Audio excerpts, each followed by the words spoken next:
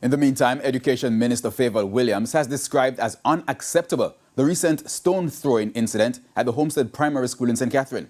She has requested a full report on that incident. The Education Ministry says it's deeply disturbed by a video of a male student hurling stones into a classroom, reportedly at another. The incident happened at the Homestead Primary and Infant School in Spanish Town, St. Catherine. Minister Favour Williams says the behavior of the child must not be condoned. It was the worst thing I could see on the video, a child picking up a stone and just, multiple times. It tells us that we're at a place that is not good. The video triggered hundreds of comments on various social media platforms, questioning the level of anger and rage being displayed by the student in full view of a teacher.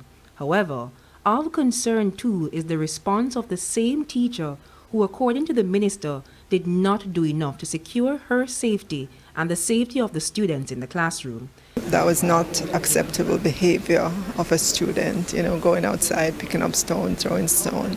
At the same time as well, just by the evidence in that video, and I tend to wait until I get reports because sometimes these videos don't give you the totality of the situation. But I felt as well that the teacher had a responsibility to manage that situation better rather than just videoing the situation. That, anybody looking at that could say, no, this is not the kind of professional behavior that we expect from our teachers. But aside from the incident, Minister Williams revealed that there are internal issues at the Homestead Primary and Infant School that needs to be addressed.